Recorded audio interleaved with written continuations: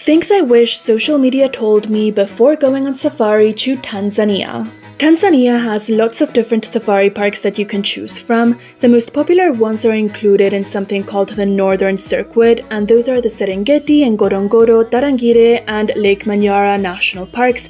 But you can also do safaris from Zanzibar to places like Mikumi National Park or Nyerere National Park, and you can do a day trip to those or spend a few days. The two parks that I think you cannot miss if you're doing a safari in Tanzania are the Serengeti and the Ngorongoro Crater, which were amazing, and this is coming from someone who has been to 10 plus safari parks. These two are the best that I've ever been to. Secondly, what is the best time to go on safari? So the best time to go on safari in Tanzania is early in the year in January or February, or during the summer months of June, July, and August. This is because it is the dry season during this time, so there's less vegetation, the grass is lower, and animals tend to go to water sources, so it is a lot easier to see animals during this time.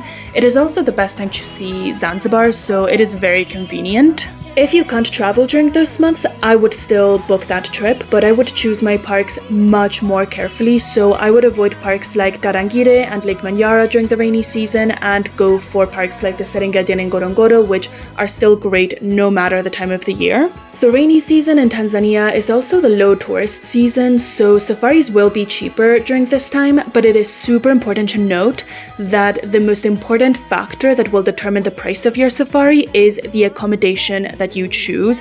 Depending on your choice for accommodation, the price of your safari will vary in hundreds or even thousands of dollars, so it's super important to choose well. And there are lots of other things to take into consideration, like do you want to do cultural tours when you're in Tanzania, like maybe visit the Maasai tribe or the Hadzabe tribe, because you can include those into your safari. Also, what airport do you want to fly into, because there's a few options. Or are you comfortable with long distances, like do you want to go by jeep, or are there certain parks that you want to book a charter flight to, and so much more. So if you want to know all of these things in depth, I suggest that you check my latest YouTube video, which tells you everything that you need to know about safaris in Tanzania. The link is in my bio, but you can also find my channel at Laura Borstein, and I really hope you enjoyed that video. I really hope that you find it useful.